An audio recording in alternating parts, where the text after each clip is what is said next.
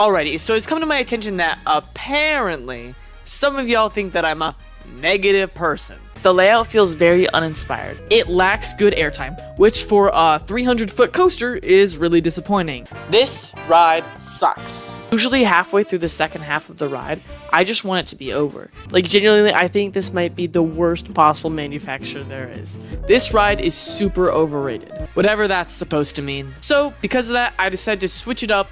For once, we're gonna do a positive video, and this is gonna kick it off with my new series, Indefensive.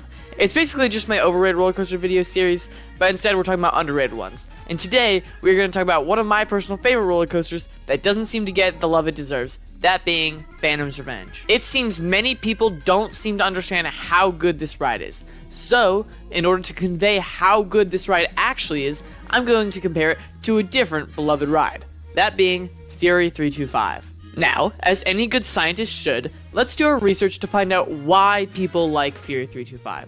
According to a writer on CoasterCritic.com, some aspects that make Fury stand out is its comfortability in the trains and restraints, the inclusion of both high G-force and low G-force moments, and an incredible tunnel that serves as a nice head chopper and good theming moment. As someone who's ridden Fury325, I can confirm that all these aspects are true and are part of what makes Fury such an elite coaster. Now, similar to Fury, Phantom's Revenge also displays many of these aspects, and in fact, does some of them better. First off, the trains on Phantom's Revenge are insanely good.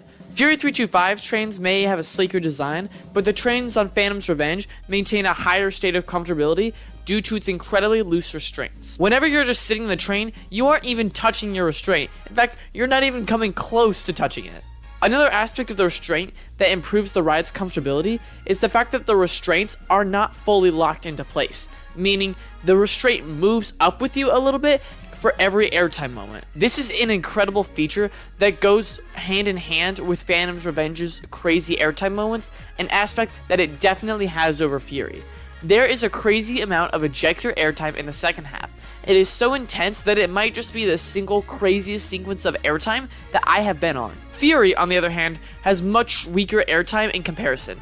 Not to say that the airtime on Fury is bad by any means, because of course it's not.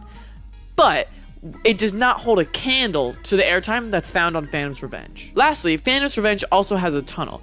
While its tunnel is nice, and it has a nice surprise airtime moment under it, I have to give credit where credit is due. Fury's tunnel is much flashier and is much more fun. They've got lights in there, and you dive down into it as opposed to just gliding under it, like what you do on Phantom's Revenge. Now let's take a look at another source, IncredibleCoasters.com, which spends a great deal emphasizing the speed that Fury has.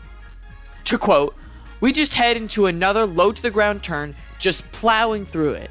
Seriously, this thing does not lose its speed." This is something that Phantom's Revenge does incredibly well in its first half.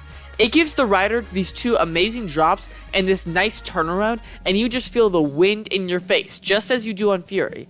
While it may not do this as well as Fury does, it still does an excellent job at emphasizing the speed. As you can see from my incredibly scientific and definitely not biased at all research, the main reasons to love Fury also seem to apply to Phantom's Revenge. So, this begs the question, why is this ride not as universally beloved as Fury? Well, for that, I have a few scientific hypotheses. First is that this ride is at Kennywood, while Fury is at Carowinds, which was a part of Cedar Fair and is now a part of the behemoth that is the Six Flags Entertainment Corporation. Carowinds is a much larger park than Kennywood. In fact, according to Carowinds themselves, their annual attendance is roughly 2.3 million.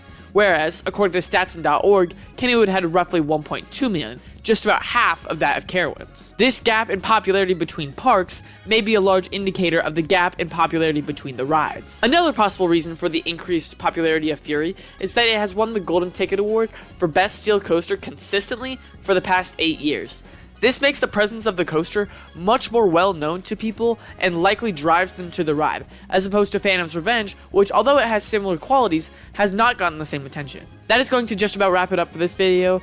I know I haven't been posting consistently and I hate to deliver a shorter video, but with school and SAT and all that stuff going on, it's hard to find time to do this, but I swear I'll try and do better and have a more consistent schedule in the future. As always, if you have any ideas or suggestions, leave them in the comments below. I'd love to read them. And please consider subscribing and giving a like, it really helps out the YouTube channel. And of course, as always, have a lovely day.